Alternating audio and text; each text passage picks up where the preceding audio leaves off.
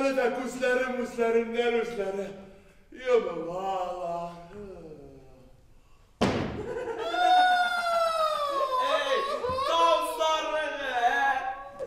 Әкият тыңламыйча яши алмаган хан үзенең хезмәтчесе Гайрат исемле малайны шул әкиятта очраган бар нәрсәне таптыра торган була.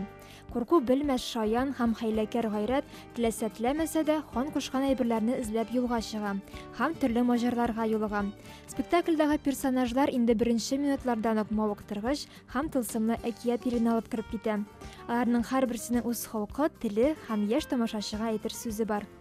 Бу инде минем беренче bu teatrda birinchi rolim. Onun ismi Alpamsha. Ул инде Каф тауар дигән тау артында яши. Ул юкларга ярата. Һәм инде ул әни малае дисәк дөрес бул.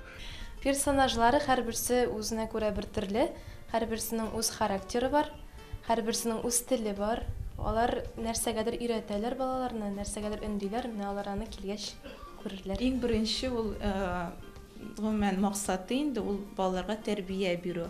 Һәм без аны үз персонажыбыз аша, спектакльбез аша аларга җиткерергә тырышабыз. Һәм шулай гомумән тәрбия генә түгел, карарга да кызыклы булыр дип өметләнеп калабыз. Анда җырлары, биюләре инде шундый, яркий номерлар инде шуңа күрә. Шундый өметтә калабыз. Салават Хабибуллин, Айсулу Мусаллямова һәм Диләрә Фәттаховларның Кәрим Тинчурин театрында әле беренче сезоннары. Актерлык тәҗрибәсен нәкъ менә әкияттән башлауны алар үзләре өчен зур сынау дип саный. Ник дигәндә, балалар өчен уйнау кызык булса да, зур осталык сорый.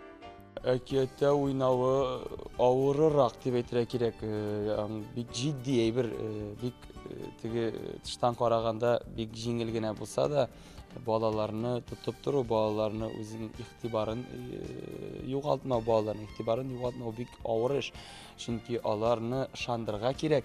Инде олы кеше тәрбиясе буенча да ничектер бер сәгать утырып торса да, сиңа хөрмәте белән булса да, балаларга ул әйбер хас түгел. Алар сикерә башлыйлар, телефонга чумалар, актарына башлыйлар. Аларның игътибарын җәлеп итү бик авыр һәм шул игътибарны тотып тору тагын да авыррак.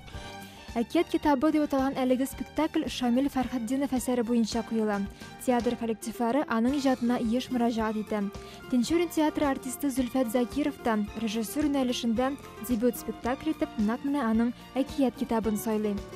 Зөлфәт Закиров инде бездә күптән түгел эшли башлады дип әйтергә кирәк. Әлбәттә артист буларак ул ГИТИС бетереп килде, Мәскәүдән кайтты. Беренче эше буларак миңа бик ошады, ул минем классташым дип әйтергә кирәк. Однокурсник, без белән бергә укыдык театр училищесында. Мин аны инде күптән беләм. Шуңа күрә безгә аның белән эшләүе бик уңай булды. Без бер-беребезне бик тиз аңлаштык. Әлбәттә аның үзенчәлекле фикерләре бар, чөнки инде Мәскәү тәҗрибәсе үзенекен итә, Мәскәү шәһәре үзенекен итә дип әйтергә кирәк. Яшь тамашачыны гаделлек, яхшылык һәм дуслыкка андау.